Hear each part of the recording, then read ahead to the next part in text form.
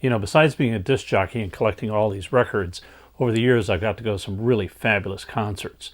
In this episode, I'm going to tell you about a very talented band, their albums, and one of the first concerts I went to, which also happened to be one of the loudest concerts I've ever been at. And the venue? It was in a barn. Are you ready? Let's drop the needle.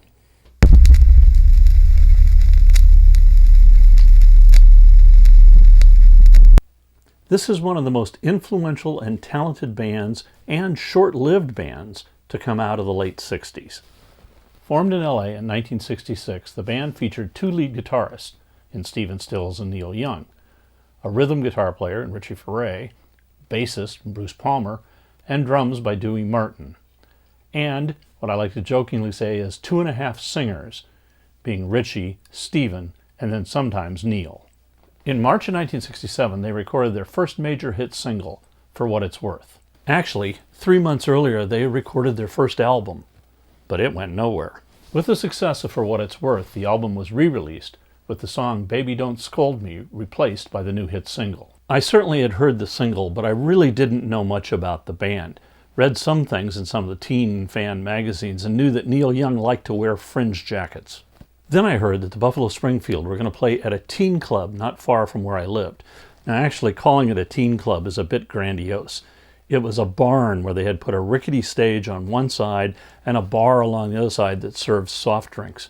But the Buffalo Springfield were going to play there. I knew I had to go. The opening act were the Turtles singing their big hit, Happy Together. Interestingly enough, 3 of the Turtles would later join Frank Zappa and be part of an album that spurred the phone call between Frank and me, that I'll tell you about in another episode. Then out came the Buffalo Springfield. They were great, but they were loud. They had huge banks of amplifiers, and something I'd never seen before. On the top of Neil's amplifier stack was this huge trumpet horn, and when he and Stills would do their guitar duels, the sound was almost deafening. About brought the barn down. The next day, I raced out to buy the Buffalo Springfield album. Sure enough, there was For What It's Worth, along with 11 other songs that are all now considered classics. Stephen Stills wrote 7, and Neil Young wrote 5. But after listening to the album over and over, I was disappointed I couldn't find the one song that I really liked that Neil had done in the barn.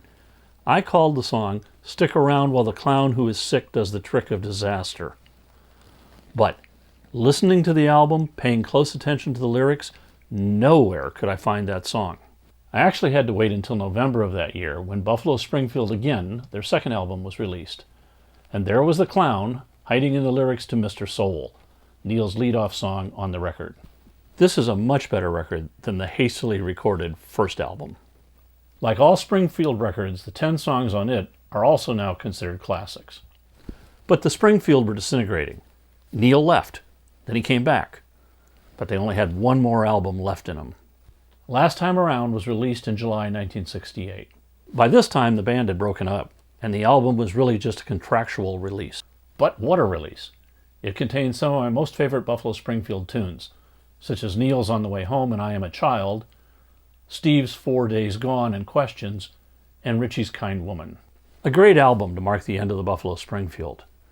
But it was also just the beginning of long careers for Stephen Stills, Richie Furay, and Neil Young. If you'd like to dig into Buffalo Springfield a bit more, I recommend There's Something Happening Here, the story of the Buffalo Springfield, For What It's Worth. The book is written by John Aronson and Richie Furay. Worth a read. One last story about the Springfield. They had a song called Bluebird. It's about 4.5 minutes long. But there were lots of rumors there were much longer versions of that song. And when I was a disc jockey, we actually had a bootleg of a 13-minute version of Bluebird that I played on the air quite frequently. The 13-minute version has disappeared. A 9-minute version of Bluebird appears on this 2-disc compilation, which was released in 1973. So my Buffalo Springfield story starts with a very loud concert in a barn and ends with a 13-minute version of Bluebird. Please check out my companion YouTube channel, The World Is My Location, and How to Think Like a Cinematographer. Hope you enjoyed it. Keep it rocking. Most of the albums that I talk about can be found at your local vinyl store or on eBay. Individual songs most likely are on Spotify, Apple Music, or Amazon Music, or even some on YouTube.